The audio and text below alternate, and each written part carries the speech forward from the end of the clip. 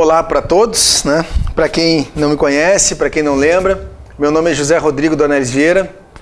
Eu sou professor aqui da Verbo Jurídico já há alguns anos, né? Temos uma parceria aí muito sólida, muito proveitosa para todo mundo, sempre trabalhando na disciplina do direito empresarial, em cursos preparatórios para concurso, curso preparatório para o exame de ordem, né? Que é o nosso caso, especializações. E hoje então a gente está aqui reunido. Vai ser o nosso primeiro encontro para abordar a disciplina de Direito Empresarial visando a preparação para o exame de ordem da FGV. Então a gente vai ser bem objetivo, focado no que é mais relevante dentro dos pontos do edital, aquilo que tem a maior probabilidade de cair no exame de ordem. E o que a FGV tem cobrado no exame de ordem? Basicamente a parte geral do direito empresarial, direito societário, cai bastante, títulos de crédito, falência. Quando eu falo em parte geral, a própria questão do estabelecimento, que é um tema que tem caído cada vez mais no exame da FGV, e são esses os pontos que a gente vai trabalhar ao longo dos nossos encontros, ok? De imediato, então, eu vou passar para o sumário da nossa aula, onde eu falo o que a gente vai ver, quais são os pontos que a gente vai abordar no encontro de hoje, legislação empresarial, uma análise geral, a caracterização do empresário, conceito de empresário, a questão do registro e as espécies de empresário, empresário individual, sociedades empresárias e EIRELI. E de imediato, então, a gente começa a estudar o direito empresarial falando sobre a legislação empresarial. O que tem a respeito da legislação empresarial que interessa para essa disciplina? Quem se debruça sobre o direito empresarial deve saber o que sobre a nossa legislação. A gente vive num sistema de direito positivo, onde o fundamento de validade de todas as normas é a Constituição Federal. E a Constituição, ela não fala muito de direito empresarial, mas existem alguns artigos que são importantes e que são os que eu coloquei na lâmina. O primeiro deles é o artigo 1º, inciso 4º, que coloca a livre iniciativa como um dos fundamentos da República Federativa do Brasil. Ou seja, o nosso Estado está fundado na livre iniciativa. Livre iniciativa pressupõe livre mercado, né? A possibilidade de empreender. Sem livre iniciativa, nós não teríamos empreendedores, nós não teríamos empresas, nós não teríamos empresários. Então é graças à livre iniciativa que está consagrada na Constituição como um dos fundamentos da República Federativa do Brasil. E esse princípio, esse fundamento do artigo 1º, ele é depois ratificado no artigo 5º, inciso 13. É livre o exercício de qualquer trabalho, ofício ou profissão. Nada mais é do que a livre iniciativa, respeitadas as exigências legais. Ou seja, toda pessoa, todo cidadão tem o direito de, identificando uma oportunidade, empreender, oferecer no mercado um produto ou um serviço. Tem, satisfeitas as exigências legais, o direito de exercer um trabalho, ofício ou uma profissão. Então levem com vocês também o artigo 5º, inciso 13. Ainda, a gente tem o artigo 22, inciso 1. O artigo 22, inciso 1 da Constituição fala sobre a competência privativa da União para legislar sobre direito comercial. Direito comercial. E a pergunta, a nossa disciplina é direito comercial ou direito empresarial? E eu aproveito o artigo 22, inciso 1, que fala da competência privativa da União para legislar sobre direito comercial, para perguntar para vocês, qual a diferença entre direito comercial e direito empresarial? Quem está com a Constituição aí, dá um Ctrl F e coloca aí direito empresarial. Será que vocês vão encontrar na Constituição uma referência ao direito empresarial? Já posso adiantar que não. Não existe essa referência. Porque quando a Constituição foi promulgada, a gente ainda usava a expressão direito comercial. O que significa dizer o seguinte, direito comercial e direito empresarial são expressões sinônimas e estudam o mesmo ramo da ciência jurídica. Quem teve direito comercial na faculdade não teve empresarial, né? Não teve uma outra disciplina com o nome de empresarial. Quem teve direito empresarial não teve o comercial. Por quê? Porque os temas tratados nessas disciplinas são rigorosamente os mesmos. Eu posso dizer que direito comercial e direito empresarial são sinônimos? Sim, sim. Qualquer manual de direito empresarial, qualquer manual de direito comercial lida com os mesmos temas. Inclusive a expressão direito mercantil é uma outra expressão utilizada para designar o mesmo ramo da ciência jurídica. A melhor revista que a gente tem sobre direito empresarial chama-se Revista de Direito Mercantil, que é, enfim, editada lá pela USP, né? Tem muita qualidade. Revista de Direito Mercantil, ok? São sinônimos. São expressões que foram consagradas e que correspondem a diferentes momentos históricos do direito empresarial. Ah, professor, então quer dizer que eu posso dizer que comerciante é sinônimo de empresário? Não. Aí não. É errado. É um erro grosseiro, é um erro técnico chamar o empresário de comerciante. Comerciante é uma expressão superada, não é hoje uma expressão tecnicamente correta. Porque o comerciante, ele era o centro do direito comercial ou do direito empresarial num período anterior. O comerciante, ele era o centro do direito comercial quando a gente teve lá a dicotomia do direito privado, teoria dos atos de comércio, o Código de Napoleão, período francês. A ideia de comerciante está muito ligada à intermediação na troca, né? O comerciante, reputa-se comerciante quem pratica atos de mercancia com habitualidade. Comerciante era esse sujeito que aproximava o produtor do consumidor. Era esse intermediário, esse intermediador, né, que fazia essa interposição, essa intermediação na troca. Dentro do conceito de comerciante, não entrava, por exemplo, os prestadores de serviço. Dentro do conceito de comerciante, não entrava, por exemplo, os exercentes de atividade rural, que hoje cabem na teoria da empresa, que hoje cabem no conceito de empresário. Em 1942, foi editado o Código Civil Italiano, que promoveu a chamada unificação do direito das obrigações, unificação do direito privado. A gente tem um artigo muito interessante do Alberto Aschini, Perfis de Empresa, né? Onde ele analisa a teoria da empresa.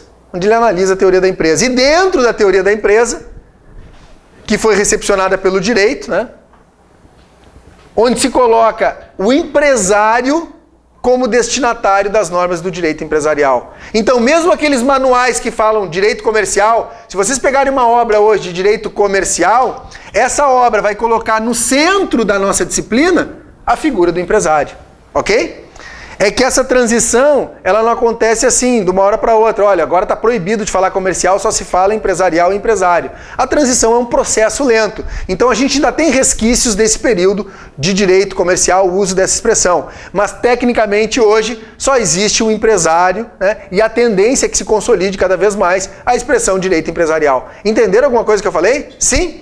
Então, o que eu quero dizer para vocês é que o 22, inciso 1, fala sobre a competência privativa da União para legislar sobre direito comercial. Leia-se direito empresarial. Né? Direito empresarial. E aí nós temos discussões que acontecem, que chegam até o STF para decidir se foi violada a competência privativa da União ou não. Por exemplo, uma lei estadual que estabelece que os fabricantes de café, né, os fabricantes de um determinado produto, devem colocar no rótulo essas e essas e essas informações. Essa lei estadual fere a competência privativa da União? Sim ou não? O STF disse que não, porque essa lei visa a proteção do consumidor e a tutela do consumidor é competência concorrente, União, Estados e municípios. Então, o Estado poderia legislar sobre o direito do consumidor. Aí vem uma lei municipal disciplinando o horário de abertura e fechamento de estabelecimentos, horário de funcionamento de farmácia, por exemplo. Uma lei municipal regulando isso. Fere a competência privativa da União? É matéria de direito comercial, de direito empresarial? O que o STF disse? não fere a competência privativa da União.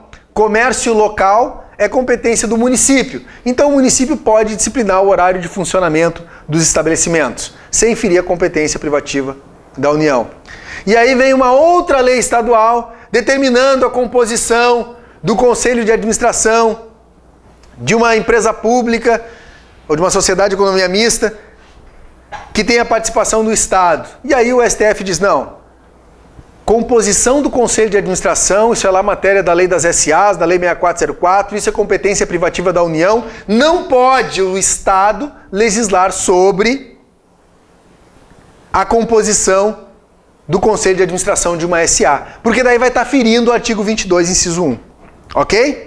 Então, esse artigo é um artigo importante por falar dessa competência privativa, eventualmente pode ser cobrado de vocês lá no Constitucional ou até no Empresarial, essa competência privativa ou essas matérias, ok? Ainda, um outro dispositivo da Constituição Federal que interessa pra gente é o artigo 170 da Constituição. O que diz o artigo 170 da Constituição? O que diz o artigo 170? O artigo 170 é o primeiro artigo que trata da ordem econômica. A ordem econômica fundada na valorização do trabalho, né, na dignidade da pessoa humana, tem por objetivo uma existência digna, respeitados os seguintes princípios. E aí tem lá uns 10 princípios no artigo 170. Né? Uns 10 princípios, uns 10 incisos no artigo 170 da Constituição. E qual é a importância do artigo 170?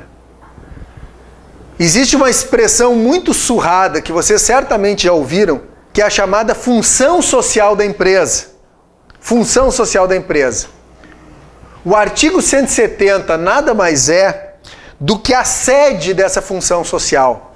A função social da empresa é dada pelo artigo 170. E quem diz isso não sou eu. Quem diz isso é a Viviane Pérez, num artigo maravilhoso que eu recomendo a leitura para vocês. O artigo é intitulado Função Social da Empresa e ela disseca o artigo 170 da Constituição, falando das limitações endógenas e exógenas, diferenciando função social da empresa de responsabilidade social. Então todos aqueles incisos ali representam, na verdade, os limites ao exercício da atividade econômica. Qual é a função de uma empresa? A função de uma empresa é gerar lucro para o seu titular. A função de uma empresa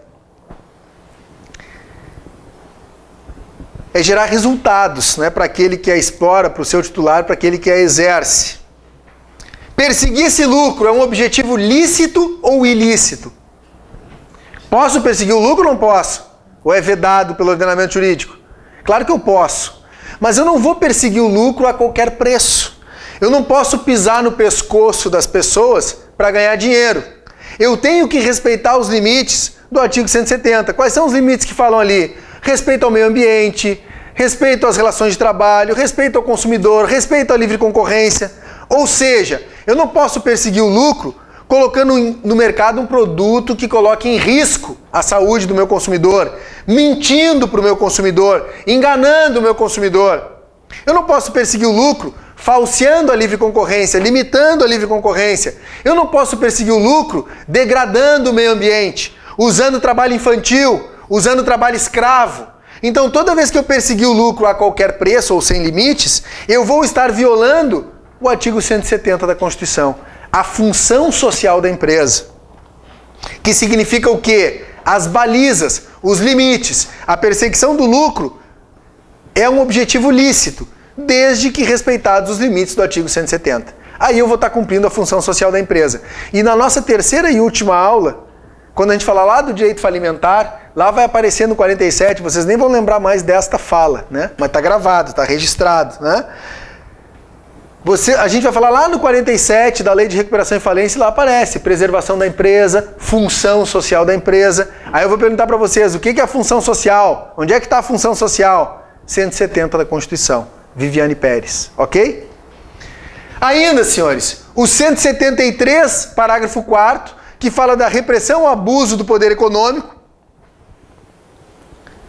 Então, Então a lei reprimirá o abuso do poder econômico que vise a eliminação da concorrência, a dominação dos mercados, o aumento arbitrário dos preços. E esse parágrafo 4º do artigo 173, ele está regulamentado numa lei que hoje é a 12.529 de 2011. Antes era a 8884, bastante conhecida, a lei do CAD, dos monopólios, dos oligopólios,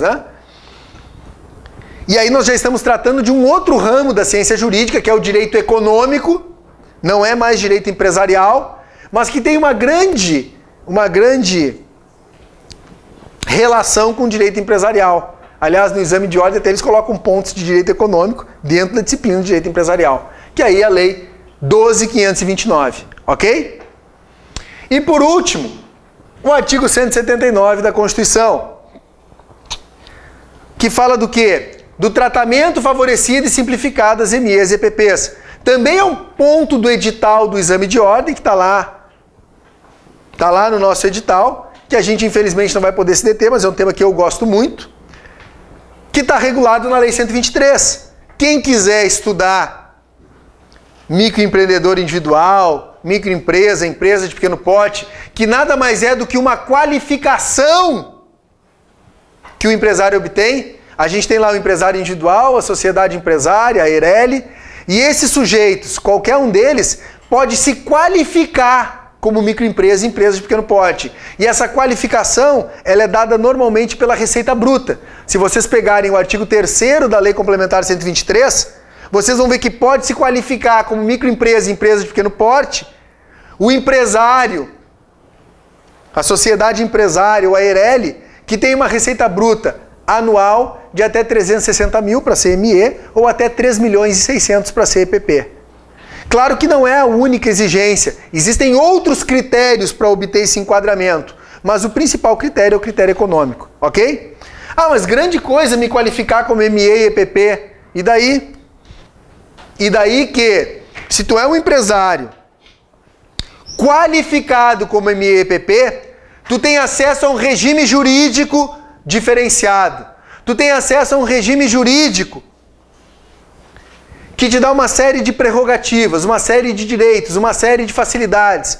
O recolhimento tributário simplificado e favorecido. Licitações exclusivas. Facilidade para obtenção de crédito. Estímulo ao associativismo. Dispensa do cumprimento de obrigações trabalhistas.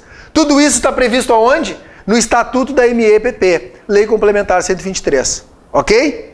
Que é o quê? Nada mais é do que a implementação do artigo 179. O artigo 179 da Constituição é que determina que exista um regime diferenciado, simplificado e favorecido para as MEs e EPPs. E o legislador cumpriu com essa determinação através da Lei Complementar 123. Sim?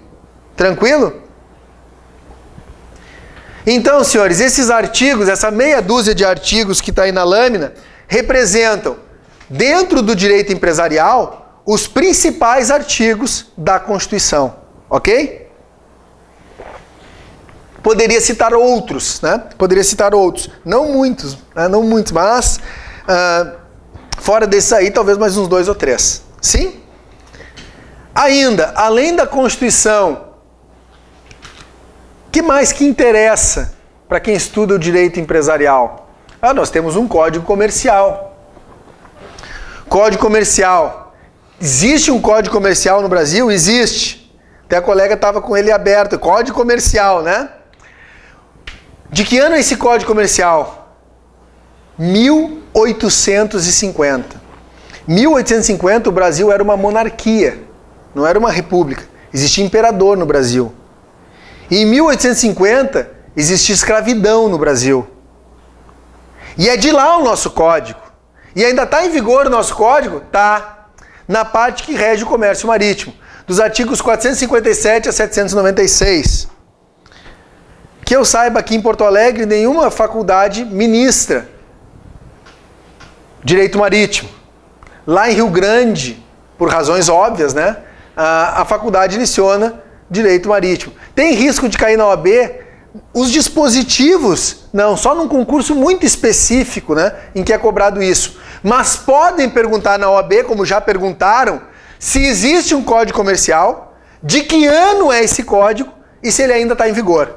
Então o que vocês têm que saber é, existe um código, ele é de 1850 e está em vigor a parte que rege o comércio marítimo. É isso que podem perguntar para vocês. Existe um PL, que agora até já nem me lembro o número de cor, eu já tive mais interessado nesse PL, mas o momento político do Brasil, né, não permite que seja aprovado o novo Código Comercial. Foi feito um projeto muito ruim, muito criticado, que está em discussão no Congresso Nacional, e foi apresentado substitutivo, era um horror. Eu até demorei para ler o PL, mas depois eu li, me assustei, e agora parece que está em stand-by, né? Está em stand-by. Porque em algumas aulas, quando ele estava na iminência, quando ele estava na pauta do dia, na ordem do dia, eu até dizia, tem que passar logo, porque daqui a pouco vai mudar o código, vai mudar tudo. E realmente, esse código, esse projeto de código, ele muda bastante coisa.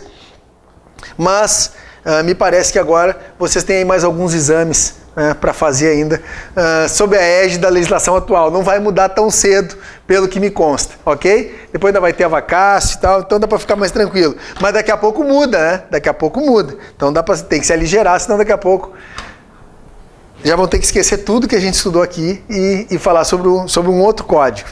O fato, então, é que existe um Código Comercial, existe inclusive um projeto de alteração desse código que é de 1850. Mas se o Código Comercial ele é tão antigo e está em vigor só a parte que rege o comércio marítimo, onde é que estão as normas de direito empresarial? As normas de direito empresarial hoje, elas estão no Código Civil, a partir, principalmente, do artigo 966. O livro 2 da parte especial do Código, Direito da Empresa, começa no 966.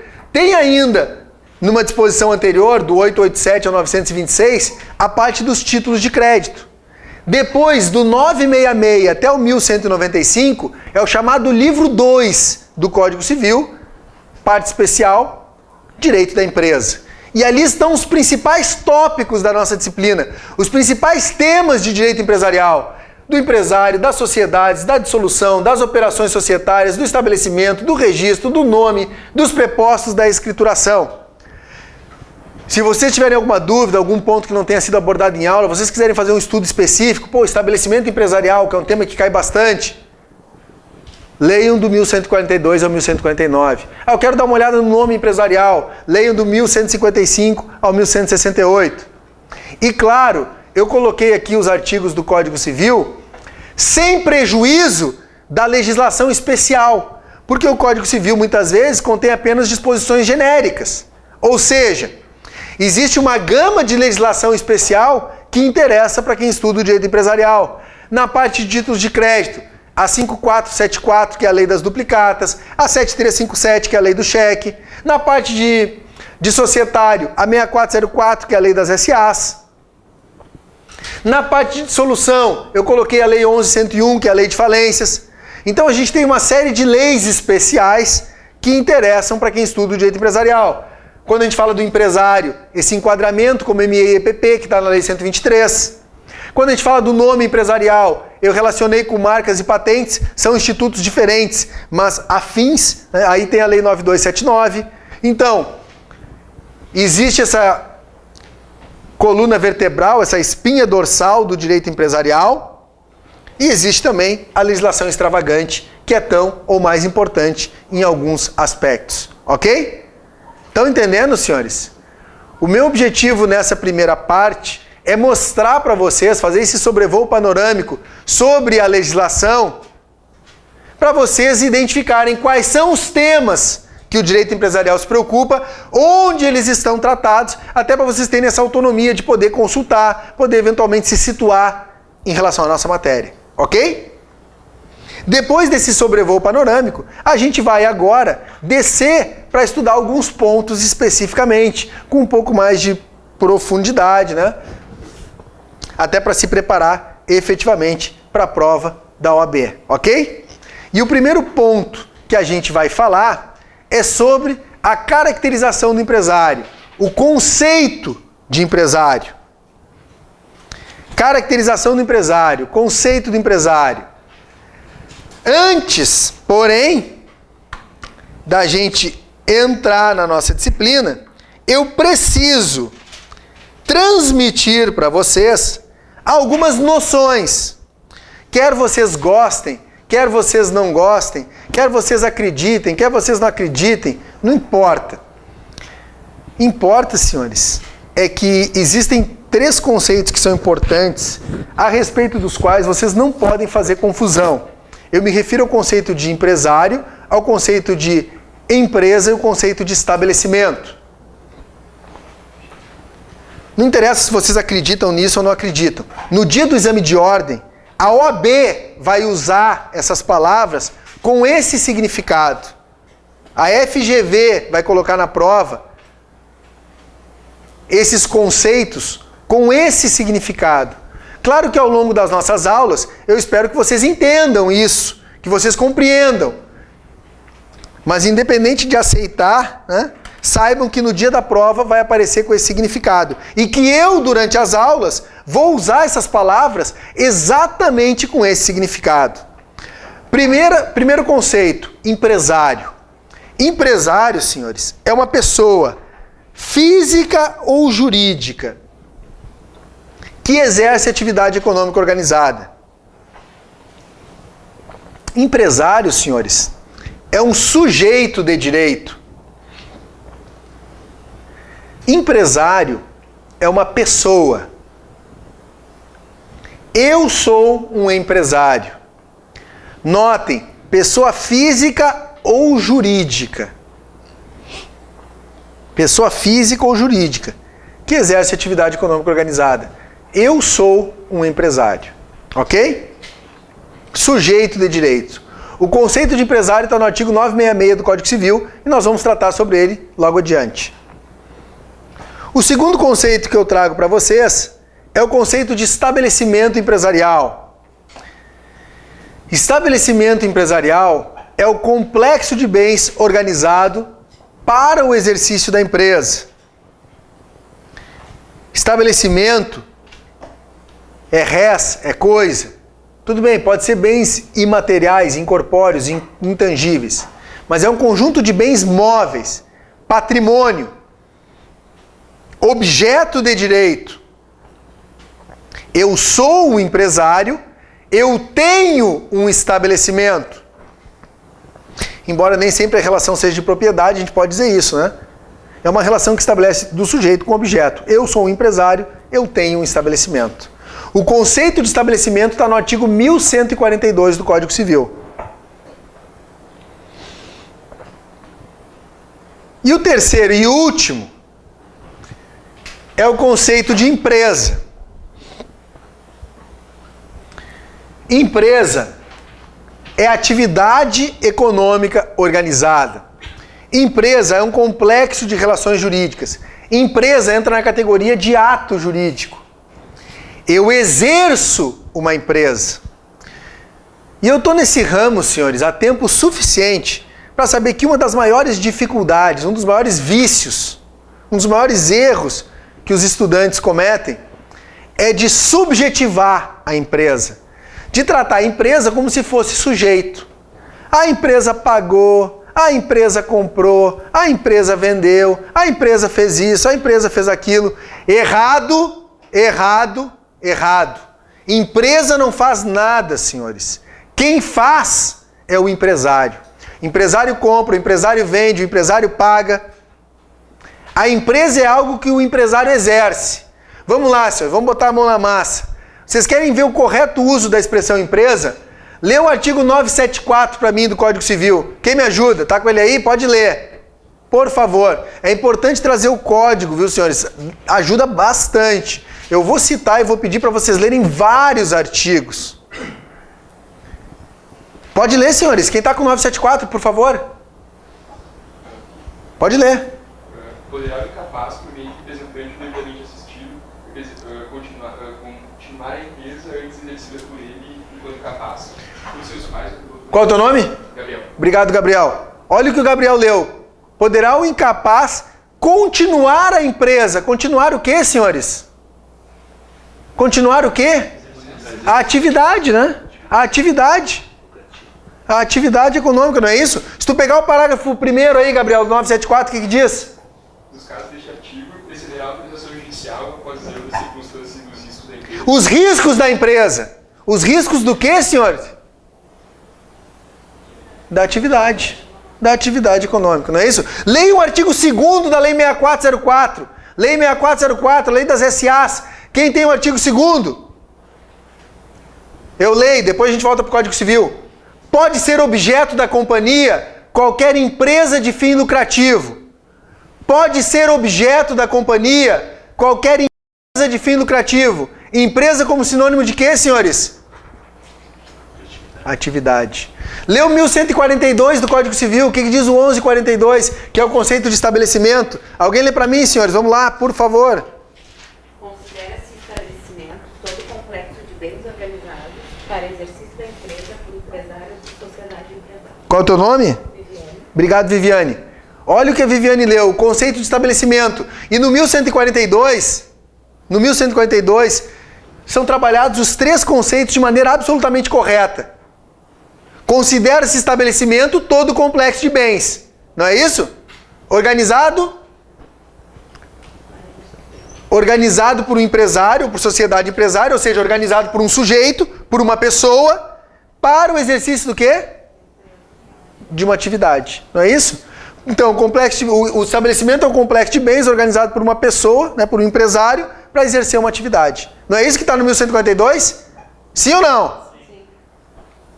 As 3 noções corretamente expostas. O Askini, aquele artigo que eu falei para vocês, onde ele fala da teoria da empresa, ele traz essas noções. O perfil subjetivo, que corresponde ao empresário, o perfil objetivo, que corresponde ao estabelecimento, e o perfil funcional, que corresponde à empresa. Ok? Entenderam alguma coisa que eu falei, senhores? Então não confundam empresa com sujeito de direito. Ok? Não confundam empresa com sociedade, porque a sociedade entra aqui, ó. A sociedade entra na noção de empresário. É uma pessoa jurídica, sociedade empresária. Sociedade é sinônimo de empresário, né? Eu posso colocar dentro, né, da categoria de empresário. Agora, eu equiparar a sociedade à empresa é um erro grosseiro, tá bom? Vamos adiante então, senhores. Dito isso, 966. O que diz o 966? O que está na lâmina. Considera-se empresário quem exerce profissionalmente atividade econômica organizada para a produção ou circulação de bens ou de serviços. Considera-se empresário quem exerce profissionalmente atividade econômica organizada para a produção ou circulação de bens ou de serviços. Então tá. Nós vamos aqui entender um pouco melhor quem é o empresário e o que ele faz. O Código Civil define empresário, ou seja, os elementos normativos do empresário, do conceito de empresário, os elementos normativos que definem essa figura são esses: profissionalismo, a atividade, a economicidade, a organização. O que significa cada um deles? O 966 diz que o empresário exerce profissionalmente uma atividade. Ser profissional significa deter o monopólio das informações. E essa é uma expressão do professor Fábio Lua Coelho. Monopólio das informações. O empresário, ele detém o conhecimento. Ele sabe os insumos que ele utiliza, ele sabe, conhece a cadeia produtiva, ele sabe o que ele entrega lá no final. Conhece toda a cadeia produtiva. Diferente de um empregado, que muitas vezes é alienado, executa uma tarefa sem ter a visão do todo. Né? Então, o empresário, ele detém o monopólio das informações. O empresário é um profissional porque ele faz isso com habitualidade. O profissionalismo traz a ideia de estabilidade, constância, regularidade. Não é um hobby, não é de vez em quando, não é uma brincadeira. É as ganha, né? Ele vive disso. Sim, é sério, é de maneira estável, habitual, reiterada. Ainda, ele é um profissional porque em nome dele a atividade é exercida. Se aquele empreendimento for um fracasso, os ônus serão suportados por ele. Se aquele empreendimento for um sucesso, os bônus serão oferidos por ele. Ele é o titular, ele assume o risco, em nome dele a atividade é exercida. E isso faz dele um profissional, ou melhor dizendo, a noção de profissional nós temos que associar essas ideias, ok? Sim? Indo adiante. Exerce profissionalmente uma atividade. O que significa atividade? Atividade, senhores, é um conjunto de atos com objetivo comum. Um conjunto de atos com objetivo comum. Atividade vem de ato, de ação, de movimento, de agir. Ninguém é empresário parado, ninguém é empresário dormindo. O empresário está fazendo alguma coisa. E eu coloquei ali na lâmina complexo de RJ, né? Que é o complexo de relações jurídicas que o empresário mantém. Vamos dar um exemplo, senhores. E eu gosto do exemplo do restaurante. Vamos pegar o Gabriel, que já colaborou com a gente, e vamos imaginar que o Gabriel está cansado dessa história do direito, ele identificou uma oportunidade no ramo de alimentação e agora ele vai explorar esse segmento. Pode ser churrasco, Gabriel? Tem de tudo de carne? Hã? Sim? Gabriel, com conhecimento adquirido, né, durante sua vida, tem o conhecimento necessário, tem o dinheiro necessário, identificou uma oportunidade. Se eu vender 200 rodízios de churrasco, eu vou ficar rico. Eu não preciso mais da OAB, não preciso mais do direito, eu vou vender carne. Pergunta, o que o Gabriel vai precisar fazer para vender 200 refeições por dia? O que ele vai fazer, senhores? Contratar quem? Quem? Caixa.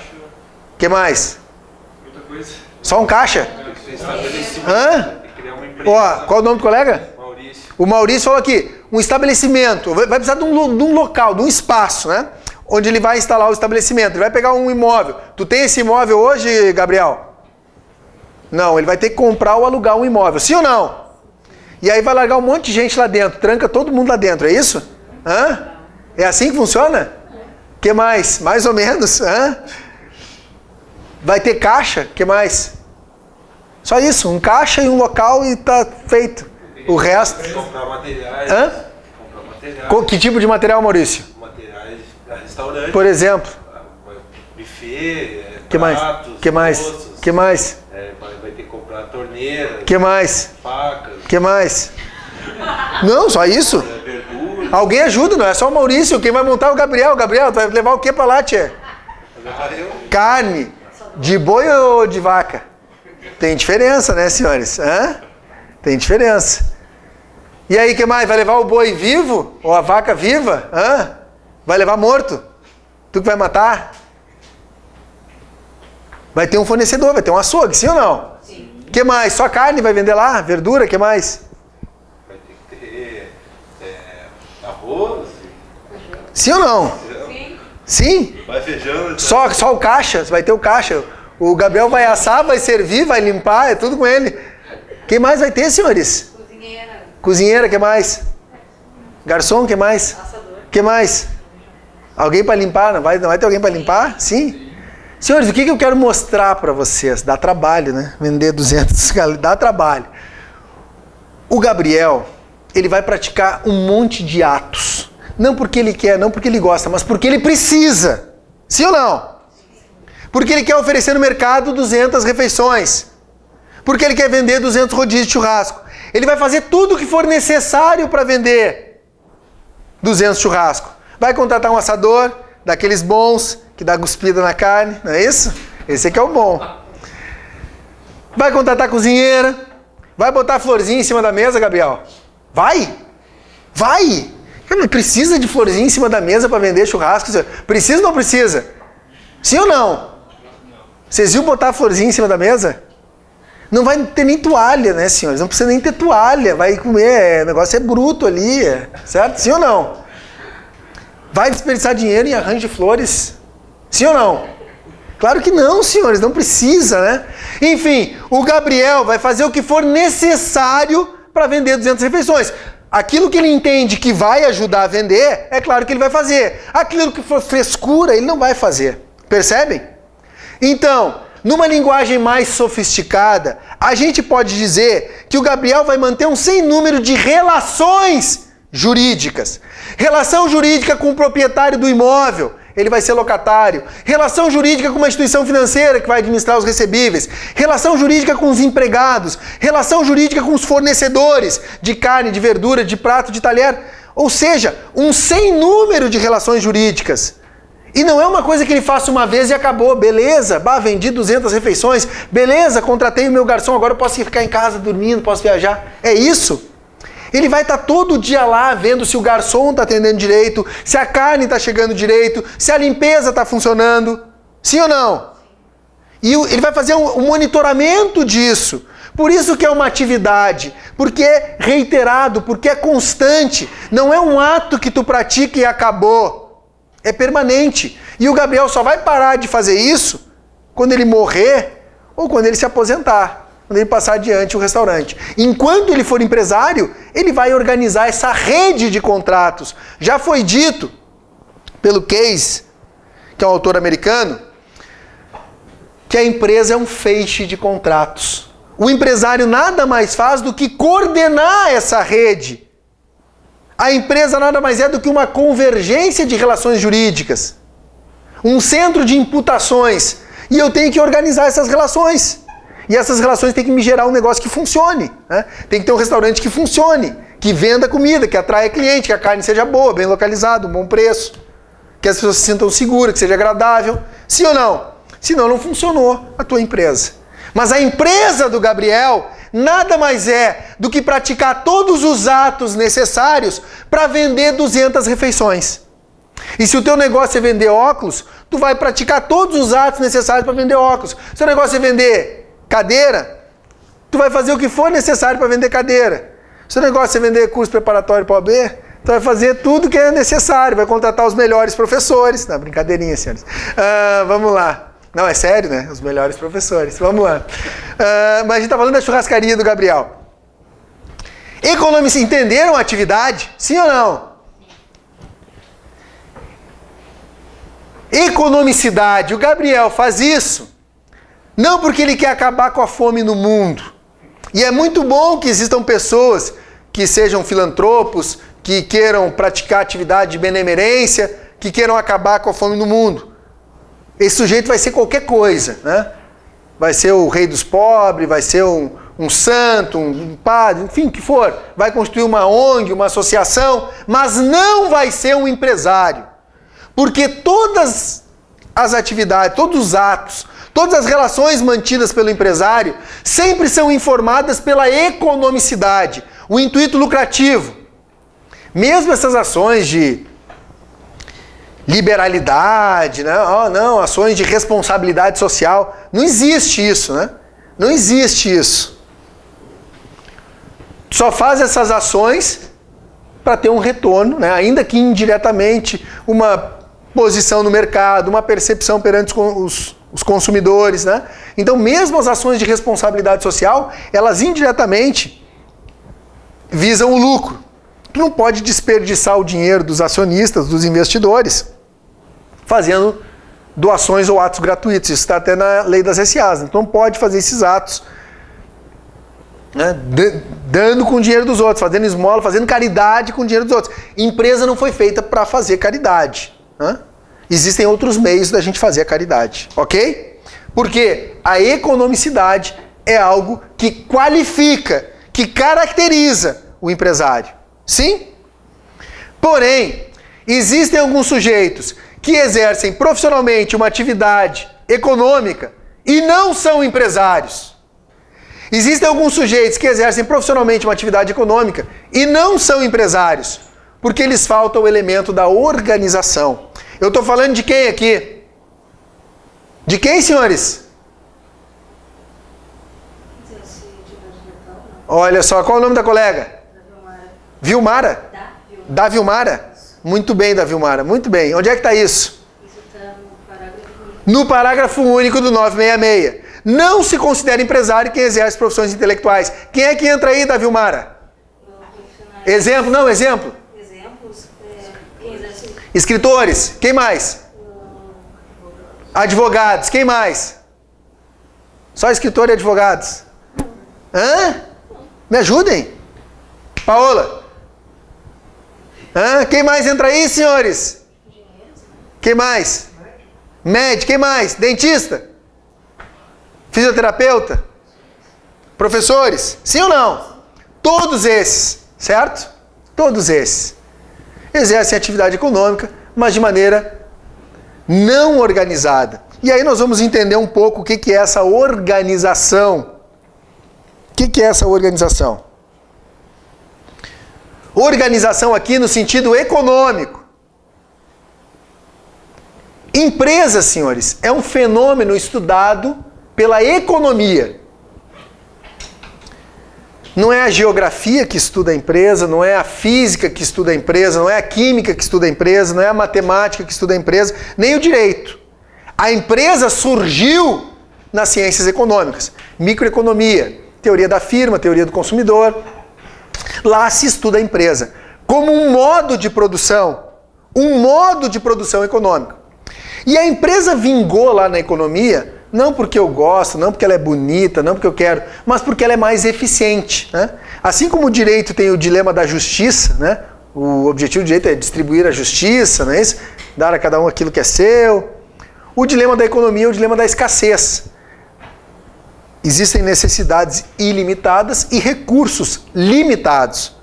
E a economia precisa fazer a alocação eficiente desses recursos, o melhor aproveitamento possível desses recursos. E descobriu na empresa uma maneira de se fazer isso. Quem estuda a economia, lá na teoria da firma, aprende que o conceito de empresa é fatores de produção postos em atividade. A empresa são os fatores de produção postos em atividade. A empresa é a unidade de produção de bens. E lá se aprende que a empresa constitui essa organização dos fatores de produção. Quais são os fatores de produção? Mão de obra, capital, insumos e tecnologia. Mas para nós que somos do direito, não interessa muito isso. A gente não quer saber lá a teoria da firma. Para nós o que é mais importante e interessante é compreender os efeitos da organização sobre a atividade econômica. O que acontece quando eu tenho uma atividade econômica organizada e que não acontece quando a atividade é não organizada? O que diferencia a atividade empresarial de uma atividade não empresarial? O que caracteriza uma empresa, né? O que diferencia o efeito dessa organização, no sentido econômico, sobre a atividade? E aí eu trouxe 2 efeitos que vão ajudar muito a gente a entender o parágrafo único do 966. Os efeitos são os seguintes: a maximização do uso dos recursos e a impessoalidade. Maximização no uso dos recursos e a impessoalidade. O que significa isso?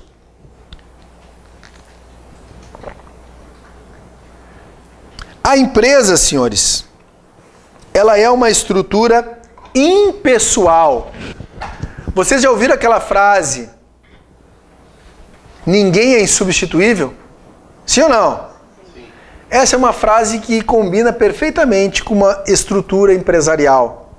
Combina perfeitamente com a empresa. Imagina o seguinte, Gabriel: o teu assador não foi lá trabalhar hoje, tinha greve no Transurb, ou ele adoeceu, ou ele está de férias. Tu vai fechar o restaurante, sim ou não? O que tu vai fazer? Substituir, vai puxar um garçom, né, para trabalhar na cozinha, vai promover o auxiliar a chefe, não é isso? O assador principal e coitado de quem for almoçar lá hoje. Mas enfim, mas tu não vai fechar, tu não vai colocar uma faxina, hoje não abriremos. Claro que não, porque ninguém é insubstituível. Tu vai dar um jeito, tu vai suprir.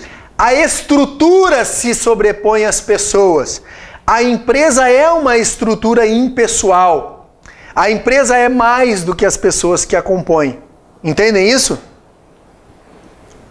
Então essa impessoalidade, essa sobreposição da organização sobre as pessoas, da estrutura sobre as pessoas. Ok? E ainda, por meio da empresa, se consegue executar tarefas que o trabalho artesanal não consegue. Artesanalmente, individualmente, atividades que seriam impossíveis de ser realizadas são realizadas no âmbito empresarial. Esse edifício que a gente está, por exemplo, é só uma estrutura empresarial para erguer isso aqui, né? Esses dispositivos, esses equipamentos eletrônicos, vai fazer isso artesanalmente, se tu tivesse que desenvolver cada um dos componentes, seria impossível. Percebem? Então tem algumas tarefas que só no âmbito da empresa tu consegue fazer. E mais do que isso, né? Além de fazer mais com menos, além de permitir que o ser humano transcenda a sua capacidade produtiva, transcenda as suas limitações, transcenda a sua condição de ser humano, faça mais com menos, chegue aonde não seria possível chegar. A empresa ainda tem essa capacidade de absorção e de ampliação. Imagina, Gabriel, que tu está vendendo 200 refeições todos os dias. O que tu vai fazer daqui a pouco? Tem fila de espera no teu restaurante. O que tu vai fazer? Vai abrir outro, vai abrir uma filial, vai ampliar, vai comprar o terreno do vizinho. Sim ou não? Enquanto tiver fila, enquanto tiver gente querendo pagar para comer lá, ele vai aumentar, ele não vai... Não, agora eu não atendo mais, sinto muito, já está lotado. Não vai, mesmo que ele atenda mal, né? Mesmo que caia a qualidade, ele vai receber... Enquanto tiver gente disposta a comer lá, percebem? A empresa absorve, a empresa amplia, a empresa cresce, abre filial, faz franquia, tu vai dar um jeito. Mas tu não vai ignorar essa demanda, tu vai crescer se existe demanda para isso. Percebem? Sim ou não? Aí a Davilmara trouxe o artigo 966, parágrafo único, que diz o seguinte: não se considera empresário quem exerce profissão intelectual de natureza científica, literária ou artística, ainda que com o concurso de auxiliares ou colaboradores, salvo se exercita a profissão constitutivamente de empresa. Não é isso? O salvo a gente esquece por enquanto. Vamos focar no que interessa. Não se considera empresário quem exerce profissão intelectual. Quem é que entra aí? Médico, advogado, contador, engenheiro, arquiteto, fisioterapeuta. Sim? Escritores, músicos. Vamos pensar no neurocirurgião, que é um exemplo que eu gosto. Quantas cabeças um neurocirurgião pode operar num dia? 200? 100? 10? Quantas, senhores? 5? 2? Se fosse a de vocês, né, senhores? Vocês iam querer que o cara operasse só de vocês a semana inteira, não é isso? Sim ou não? Vai dormir cedo, acorda tarde, vai no cinema, descansa, sim ou não? E aí o médico não pôde ir. No dia da cirurgia ele teve uma indisposição estomacal, não foi. Ah, bota o estagiário para operar. A minha cabeça não, né, senhores? Eu não sei a de vocês. Vocês iam deixar o estagiário operar a cabeça de vocês? Claro que não, né? Claro que não. O R1, o R2, o R4... Não. Se eu puder esperar o cirurgião, vamos remarcar a cirurgia. Se for uma cirurgia de emergência, pode ser até um açougueiro, né? Faz o que der. Mas se eu puder esperar, eu vou querer remarcar, sim ou não? Hã? Por quê? Da qualificação que ele já tem. Insubstituível. Olha, qual é o teu nome? Pedro. Aqui a gente está falando de um sujeito que goza da confiança. Hein? O sujeito que vai exercer uma atividade única, que faz só ele consegue fazer daquela maneira. Aquela atividade intelectual onde entra o gênio humano, né? Aquela coisa intrínseca que cada um tem, que é diferente dos demais.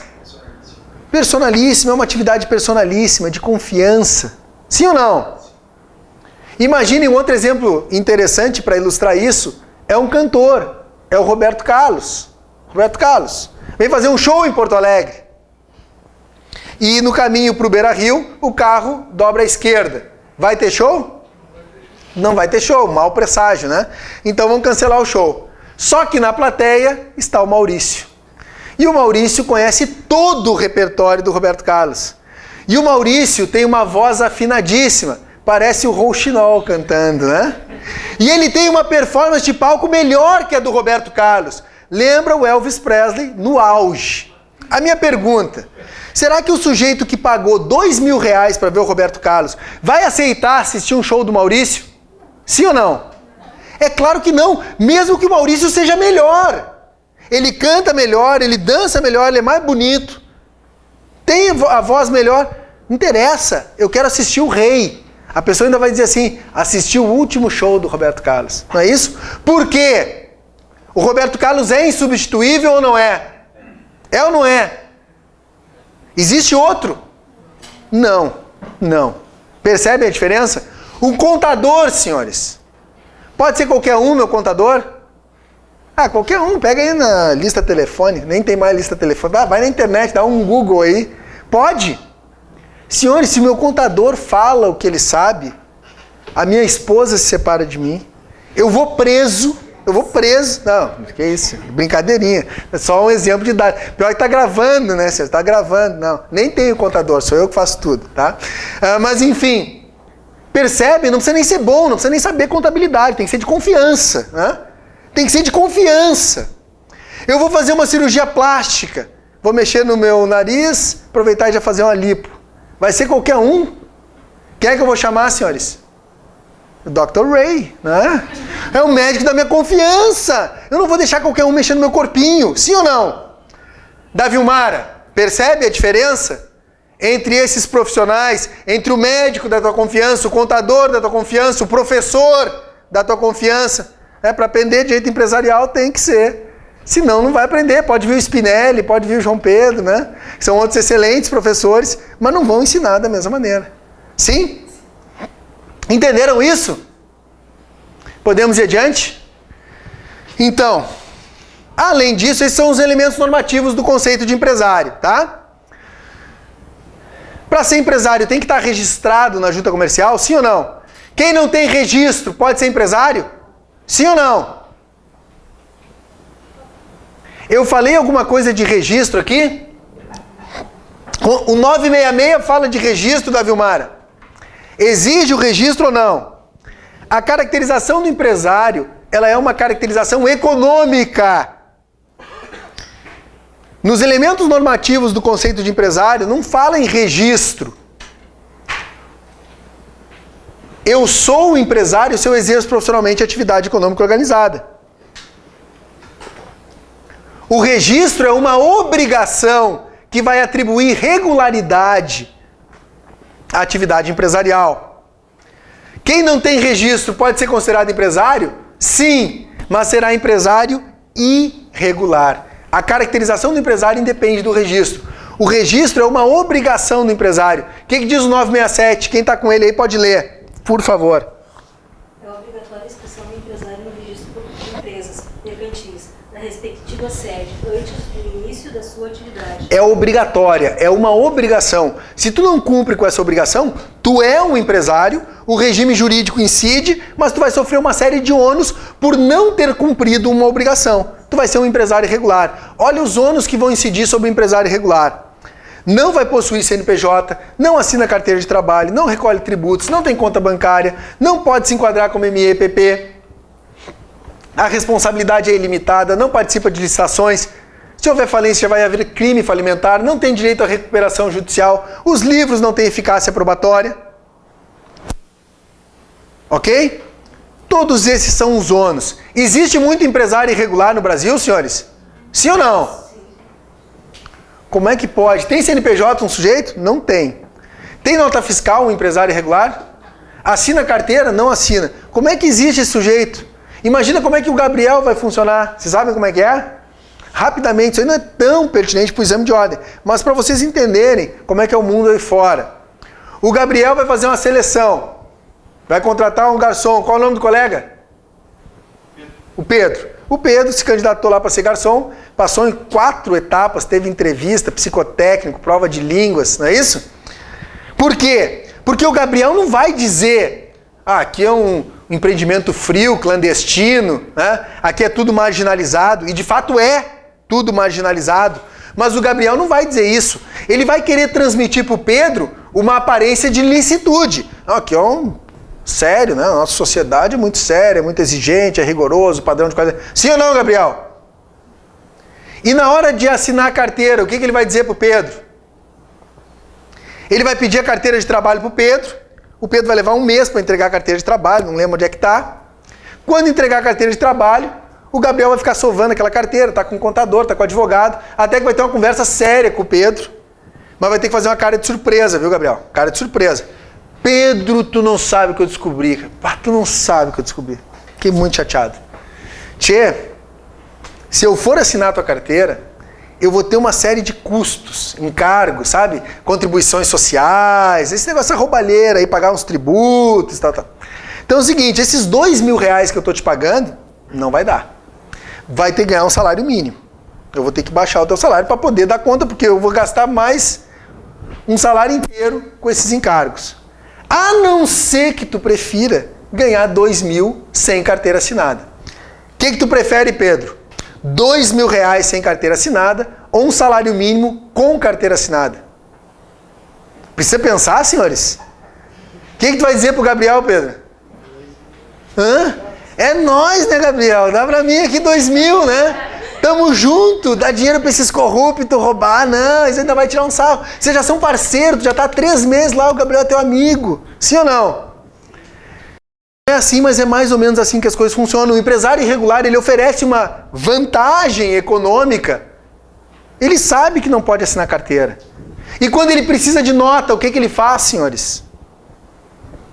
Já ouviram falar do compra nota, aluga nota, empresta nota? Sim ou não? Ele vai procurar um empresário regularmente constituído. Ele vai pedir para esse amigo, que tem um empresário regular, eu preciso de uma nota no valor de 10.000, de 100.000. E o amigo vai emitir a nota, vai fazer esse favor para o Gabriel. Se não for tão amigo, vai cobrar uma comissão, o leite das crianças, um percentual, não é isso? 10%, 15%, 20% sobre o valor da nota. A coisa é tão grave, tão patológica, que existem algumas sociedades que são constituídas só para vender nota. Só para alugar, não faz nada, não opera. Né? Não existe. Não tem um empregado nada. Mas quem precisa de nota, fala comigo que eu tenho aqui para emprestar, para vender, para alugar. Entenderam isso?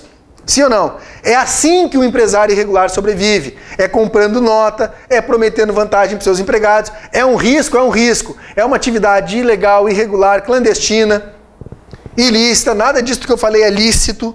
Nada disso é indicado, mas acontece bastante. Se chega a fiscalização do trabalho, já tem crime contra as relações de trabalho. Se chega a fiscalização tributária, já tem crime de sonegação tributária. Ok? Mas é o que mais existe. Sim?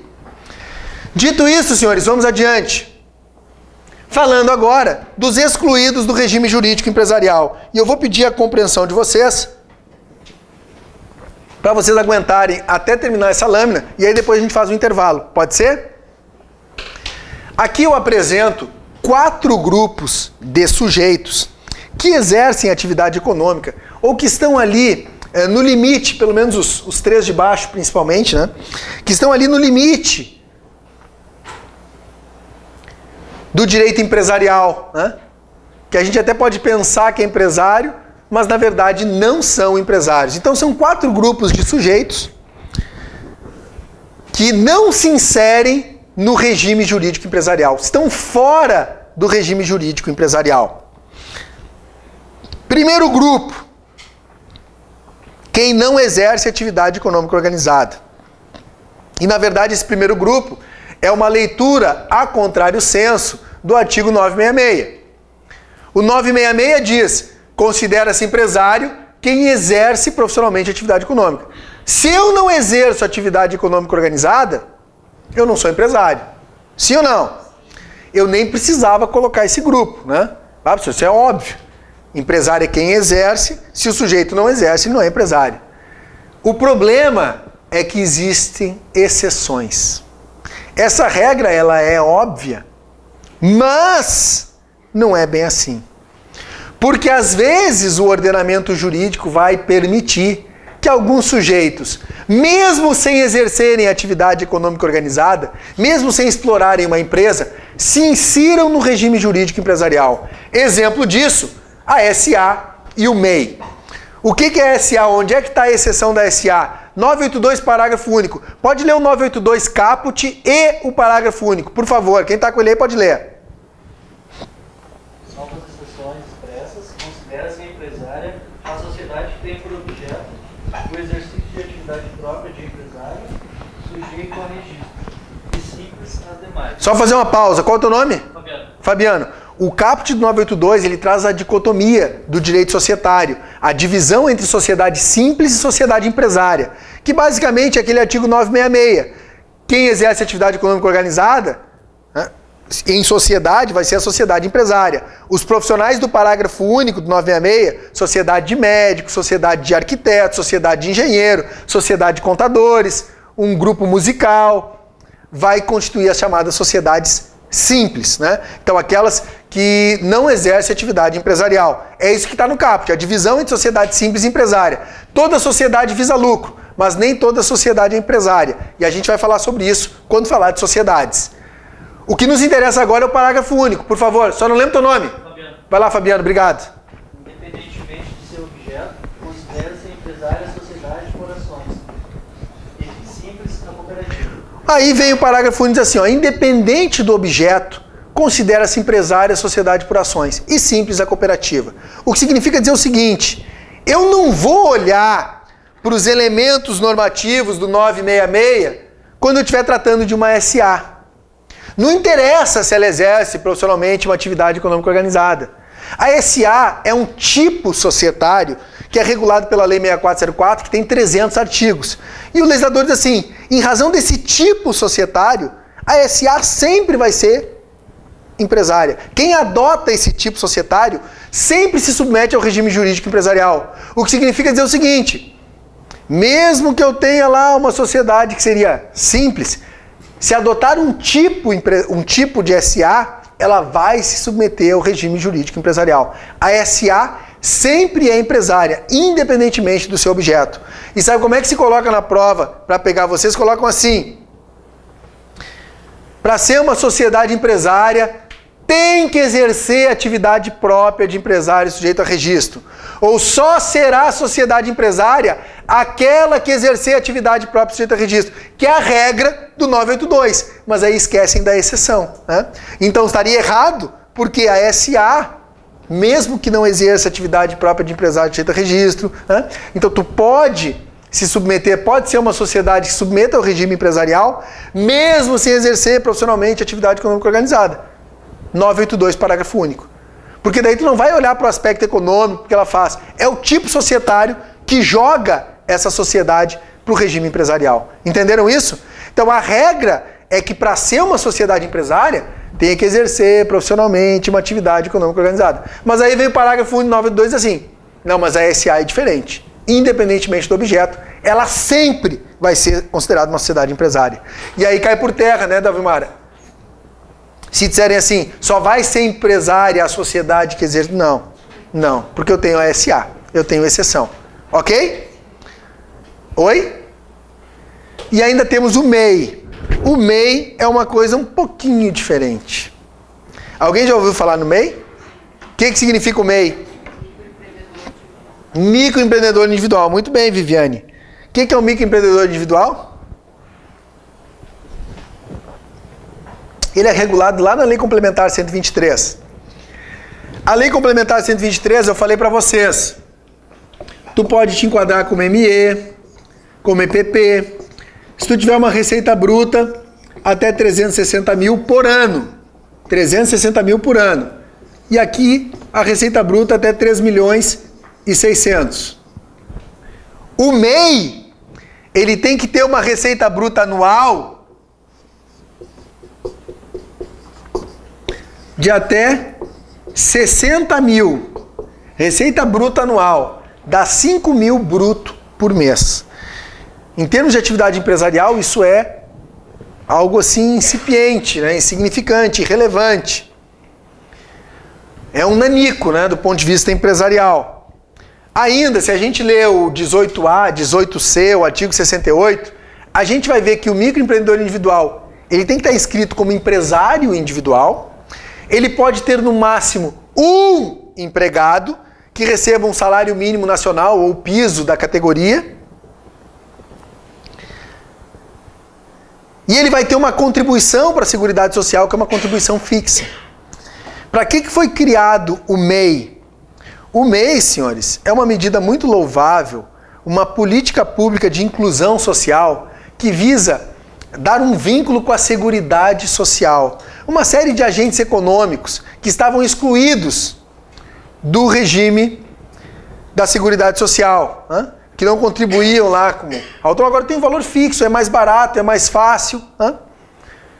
Quem é que o governo federal usava ou usa quando faz propaganda do MEI? Manicure, quem mais? Pipoqueiro, vendedor de algodão doce, vendedor de cachorro-quente, nem pode fazer muito sucesso. Que tem vendedor de cachorro-quente que ganha mais que juiz, mais procurador da fazenda, é isso? Então, é um vendedor de cachorro-quente em começo de carreira, né? Em começo de carreira. Ele pode se enquadrar como MEI. Pipoqueiro, vendedor de algodão doce, que vende vianda, manicure. Pergunta, esses sujeitos são empresários? Teria que analisar caso a caso, mas eu te diria que em grande parte não. Dentro daquela concepção de explorar a mão de obra alheia, impessoalidade, organização dos fatores de produção, eu diria que não. Lá na frente do Ministério da Fazenda, onde eu trabalho, tem um sujeito que tem uma banca, né, do tamanho de uma classe, assim, vende mandolate, chocolate, tem um isopor que vende bebida. Esse sujeito é empresário? É claro que não, né, senhor? Esse sujeito está se virando, ele é um autônomo, um ambulante, né? Não é empresário, mas hoje ele pode se enquadrar como MEI. E mais do que isso, MEI já virou planejamento tributário. Porque muita gente que não se enquadraria na noção de MEI está procurando. Como eu dou muita aula e converso muito com os alunos, aí logo, eu tenho, meu cunhado é MEI, professor. Pô, o que teu cunhado faz? Ele fabrica bicicletas de bambu artesanal. Artesão, senhores. Artista. Bicicleta de bambu, caríssima, diga-se passar, perguntei o preço, inviável. Né? Mas vinha, que era muito bom, o bambu vinha não sei da onde e tal. O sujeito escreveu como MEI. Artesão é empresário, senhores? Parágrafo 966, quem exerce profissão intelectual de natureza científica, literária ou artística. Artística! Não é. Mas está lá escrito como MEI. Aí, vocês correm o risco de daqui a pouco ter uma má compreensão do direito empresarial por força dessas distorções. Já ouvi também, e quase não acreditei, que músico de orquestra sinfônica também está se inscrevendo como MEI. Músico, senhores! Músico, senhores! MEI. Entra na regra do parágrafo único. E para ser MEI, tu tem que te inscrever como empresário individual. E o bom de ser MEI, já caiu no exame de ordem isso. Caiu no exame de ordem, embora seja uma pergunta absolutamente irrelevante, mas tudo bem. Tu pode fazer pela internet. Tu não precisa nem comparecer e assinar, né? Diz que pode ser por meio eletrônico. Então tu entra na internet, te inscreve como empresário individual, pede um enquadramento como MEI, e aí vira uma farra, senhores, que qualquer um, sendo que a contribuição para a Seguridade é mais barata, é um valor fixo, aí tu tem o quê? Aposentadoria por tempo de contribuição, aposentadoria por invalidez, auxílio-doença, auxílio-reclusão, auxílio-creche, todos esses que você sabe melhor do que eu. Então todo mundo que tem esses auxílios, não importa o que tu faça, te inscreve como MEI. Entendem o que eu estou falando? Sim? E aí vira uma bandalheira, mas tudo bem, eu não sou contra a inclusão, mas eu sou contra a maneira como fizeram. Podia criar outra figura, mas colocaram esse MEI, ainda que parcialmente, no regime jurídico empresarial. Aí fico eu dizendo que empresário, quem organiza o fator de produção, impessoalidade, organiza tal. Não, mas peraí, o meu vizinho lá que passei com um cachorro é MEI. Não sei, né? Pode escrever, né? Não sei. Não duvido de nada. Mas não é isso que vai fazer dele um empresário. Né? Daqui a pouco, se ele constitui algo, né? Porque esse é um ponto importante. O que caracteriza a empresa não é o que tu faz, mas como tu exerce a atividade. Né? Tu pode ser um alfaiate, trabalhar em casa e não ser empresário. Ou tu pode vender roupa de modo empresarial. Tu pode vender bombona de água de maneira artesanal. Ou vender de maneira empresarial. Não é o que tu pode fabricar bicicleta de maneira artesanal ou de maneira empresarial. Percebem? Tu pode cuidar de cachorro de maneira artesanal. Eu lavo o cachorro dos vizinhos lá, os caras me dão uns trocos, eu lavo. Né? Agora tu pode fazer isso de modo empresarial. Tu pode cortar grama de maneira artesanal, ser um jardineiro, um ambulante, um autônomo. E a gente tem aí, como é que é? O marido de aluguel, não é isso? Faz de tudo, né? Faz de tudo. Tu tem encanador, que é um autônomo, ambulante. Quem fala muito bem disso é o Rony Preus Duarte. Ele tem um livro, A Teoria da Empresa, que até o que eu tinha eu emprestei para o João Pedro, né? Mas que fala muito bem dessas questões. Ok? Sim? Entenderam alguma coisa, senhores, do MEI e da SA? Segundo grupo, o sujeito que exerce profissão intelectual. Já falamos do sujeito que exerce profissão intelectual. Não se considera empresário. Parágrafo único. Não se considera empresário, médico, engenheiro, arquiteto, artistas em geral. salvo se o exercício da profissão constituir elemento de empresa. O que significa isso? Salvo quando essa atividade intelectual for absorvida por uma estrutura empresarial. Por exemplo, um designer é empresário? Designer. Sim ou não? O sujeito que desenha roupa, desenha bolsa, desenha sapato, é empresário? 2 ou mais designers, quando se reúnem, eles vão constituir uma sociedade simples, né? Eles só desenham projetos, etc.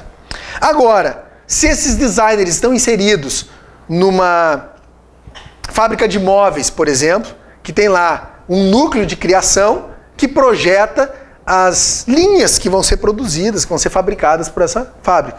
Bom, aí aqueles designers estão absorvidos por uma estrutura empresarial. Por exemplo, engenheiro é empresário? Não, nem arquiteto. Um escritório de engenharia que só faça projetos é uma sociedade simples, assim como um escritório de arquitetura. Eu conheço gente que paga 10, 20, 30 mil reais por um projeto de arquitetura sem nenhum compromisso com a realidade, claro, nunca vai sair do papel. Diferente, por exemplo, da atividade de engenheiro absorvido por uma construtora, que tem um engenheiro residente. Bom, aí essa atividade de engenharia está incorporada, está absorvida como elemento de empresa. Assim como o arquiteto, tem arquiteto que trabalha como vendedor de loja. Tem fábricas que vendem móveis, lojas que vendem móveis, que quando o cliente vai lá procurar, ele não tem o projeto do móvel que ele quer. E para aquela loja é importante ter um vendedor com conhecimento de arquitetura. Vai fazer um projetinho bonitinho para o cliente, vai favorecer, vai facilitar, vai aumentar o volume de vendas se eu tiver um vendedor que estudou arquitetura e que vai fazer de graça, de grátis, né, o projeto para os clientes, sim ou não? Então, esse arquiteto que trabalha como vendedor, ele está ali absorvido por uma estrutura empresarial, sim ou não? Um médico dentro de um spa, por exemplo, que oferece outras atividades. Para fins de exame de ordem, senhores, é isso que basta, é isso que basta. Se a gente fosse entrar numa discussão de direito empresarial, essa absorção como elemento de empresa, né, uma discussão teórica, ela é mais complicada do que parece. Mas lá na OAB eles não vão complicar mais do que isso, tá bom? Ainda, sujeito que exerce atividade rural, esse é interessante. O que diz o 971 do Código Civil?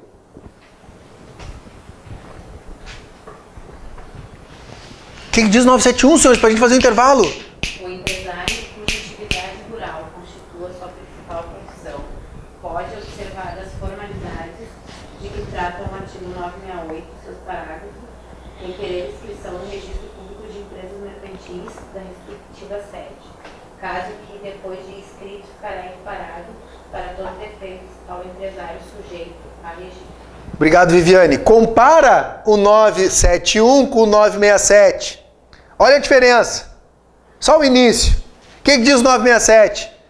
Esse é o bom de dar uma aula, que a gente tem que abordar todos. A gente tem que se contradizer em questão de minutos. É obrigatória. E olha o que diz o 971. O empresário cuja atividade rural constitua sua principal profissão? Pode. Pode. Percebem a diferença? Para um é obrigatório e o outro pode. Facultativo. Opcional. Eu sou um tomateiro. Eu planto tomate.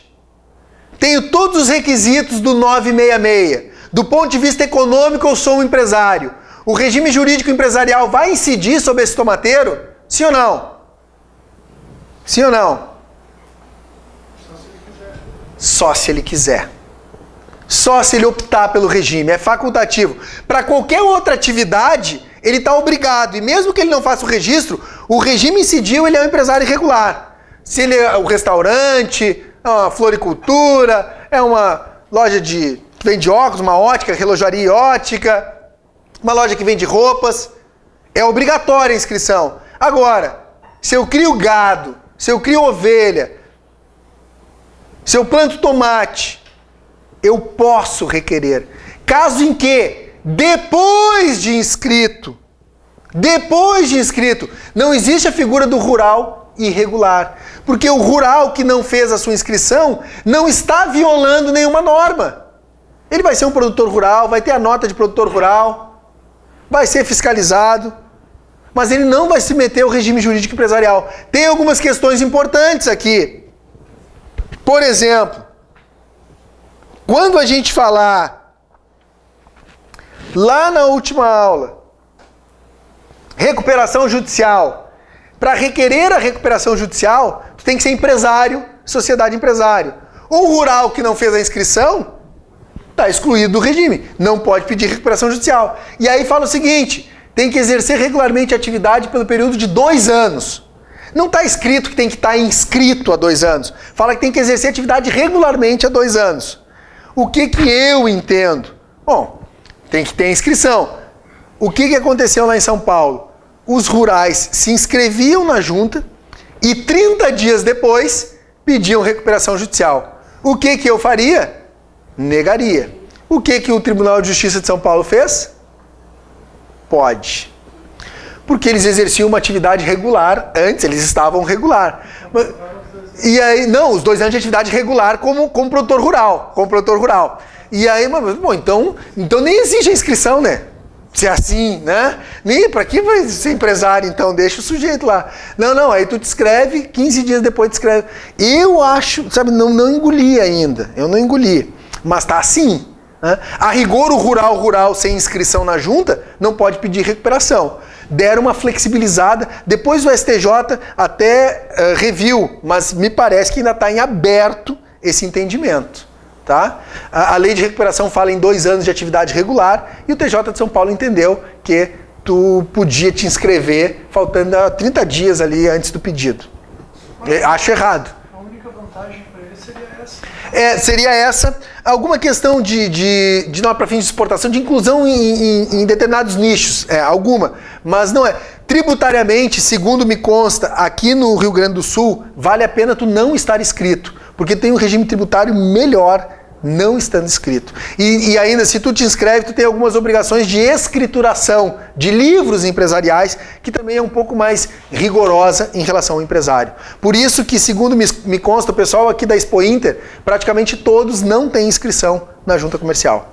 Ok? O pessoal que exerce atividade rural em alto nível prefere, às vezes por uma questão de mercado, para facilitar uma inserção, tu acaba te inscrevendo. Mas salvo uma exigência pontual, não. E para esses que querem a recuperação, por exemplo, que aí tem essa divergência aí. Sim? Mas são esses os pontos. O fato é que, para o rural, o registro vai ter eficácia constitutiva. Para as demais atividades, o registro tem eficácia declaratória. Ok? Para todo e qualquer empresário, o registro é obrigatório e tem eficácia declaratória. Eu já sou empresário e isso apenas é reconhecido e declarado ali. Já para o rural, ele só se torna empresário juridicamente a partir do registro. Ele até pode ser empresário do ponto de vista econômico. Ele explora uma empresa economicamente. Agrobusiness, agronegócio. Mas ele só vai ser empresário juridicamente, só vai submeter o regime jurídico empresarial se fizer a inscrição. Entenderam isso? Sim? E o último grupo, a cooperativa, que tem um regime jurídico próprio.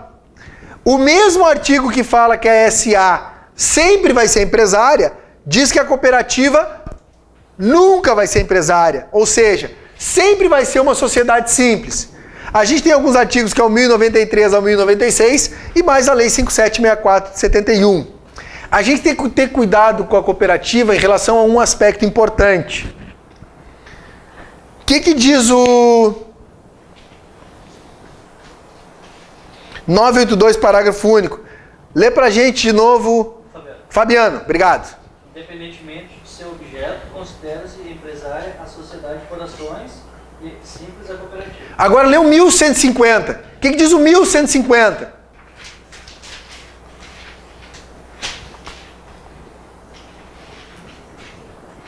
O empresário e a sociedade empresária vinculam-se ao registro público de empresas mercantis a cargo das juntas comerciais e a sociedade simples ao registro civil das pessoas jurídicas. Tá ótimo. Fabiano, te pergunto.